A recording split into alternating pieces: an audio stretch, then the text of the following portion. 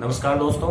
अगर आपका first grade या सेकंड ग्रेड या किसी भी आरपीसी एग्जाम में सिलेक्शन हुआ है तो ये वीडियो आपके लिए काम का है। मेरे अपने साथ में है एक्सपर्ट के रूप में एसपी सर।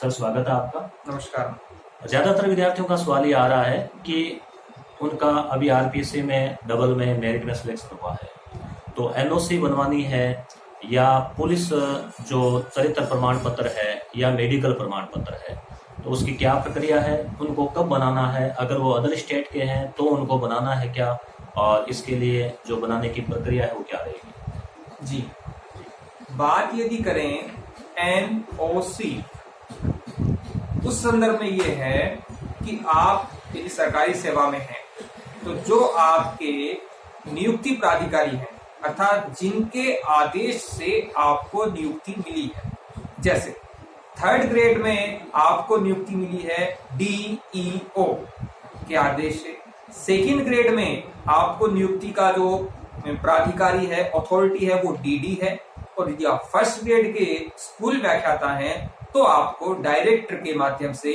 उनके आदेश से नियुक्ति मिली है। तो आप जिस भी पद पर हैं और आप यदि किसी परीक्षा का एग्जाम दे रहे हैं, जिस पद पर हैं निश्चित रूप से आप उससे अधिक स्केल की परीक्षा का एग्जाम दे रहे हैं तो एनओसी लेने की चर्चा होती है।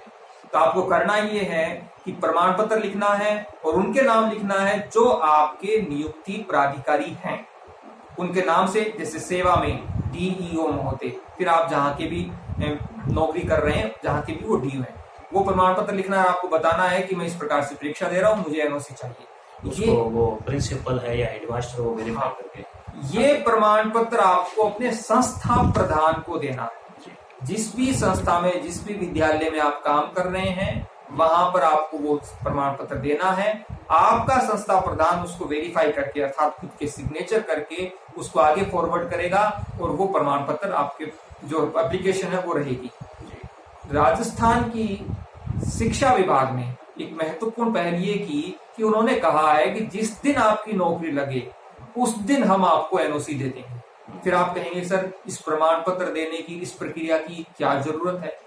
जब आप प्रमाण पत्र नहीं, प्रार्थना पत्र, जब आप ये एप्लीकेशन देते हैं तो आपने विभाग को सूचित कर दिया है कि मैं इस पद पर हूं और मैं इस पद की परीक्षा दे रहा हूं। वो एप्लीकेशन आपके वहां रहेगी विभाग में, और जिस दिन आपकी फाइनल ज्वाइनिंग हो जाती है, डीवी के संदर्भ में भी आपको एनओसी लेने की जरूरत नहीं है।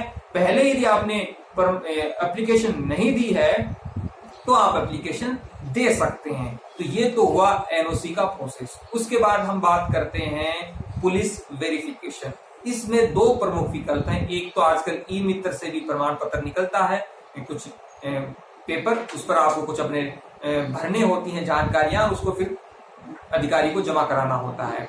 दूसरा ये होता है कि आप सीधे पुलिस अधीक्षक, अर्थात यदि आपको बहुत अर्जेंसी है पुलिस वेरिफिकेशन की, तो आप पुलिस अधीक्षक अर्थात अपने जिले के एसपी, सुपरिटेंडेंट ऑफ पुलिस, उसके पास जा सकते हैं। वहां से आपको एक प्रमाण पत्र मिलेगा, वो आपको अपने जो भी थाना लगता है वहां पर वो ले जाना होगा। फिर वो आपको चेक करेंगे कि किसी प्रकार का आप पर केस तो नहीं है, और फिर उसको भर के वो दे देंगे, आपको जो है वो पुलिस वेरिफिकेशन हो जाएगी। तीसरा महत्वपूर्ण बिंदु मेडिकल। जहां पर भी आप रहते हैं, जब आपकी नियुक्ति होती है उस समय बताया जाता है पुलिस वेरिफिकेशन और मेडिकल जब भी बनता है सामान्यतः उसकी वैलिडिटी 1 महीने की होती है। ठीक है, तो आपको बताएंगे कि आप पुलिस वेरिफिकेशन करवाएं, मेडिकल करवाएं, तब आप करवा सकते हैं। अभी नहीं करवाएं, ज्वाइनिंग जब बहुत निकट हो, आपको फाइनल सिलेक्शन हो जाए कि हाँ आप ज्वाइनिंग मिलनी है, नियुक्ति मिलनी है, तब आप करवाएं, अभी अनावश्यक परेशान न हो।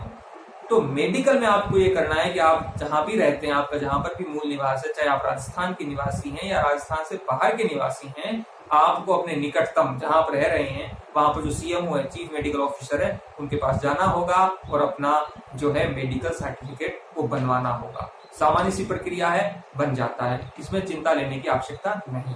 और अगर कोई व्यक्ति केंद्र में सर्विस कर रहे हैं या दूसरे स्टेट में कर रहे हैं तो भी उनको यहाँ राजस्थान में बनाना पड़ेगा।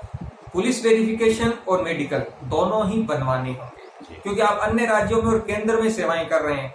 वहां आपने यदि पुलिस वेरिफिकेशन और मेडिकल लगवाया, निश्चित रूप से लगाया होगा, लेकिन वो वर्तमान में जिस आप नई सेवा में आना चाहते हैं उनके पास तो वो नहीं है ना, और वो पुराना भी तो हो गया है। हो सकता है आपको सेवा वहां सेवाएं देते हुए 1 साल 2 साल या 5 साल हो गए हों, इसलिए आपको दोनों ही नए बनवाने हैं। और अगर आप राजस्थान में ही सर्विस कर रहे हैं तो आपको इन दोनों की आवश्यकता नहीं है। जी धन्यवाद सर इस Thank you. जानकारी के लिए।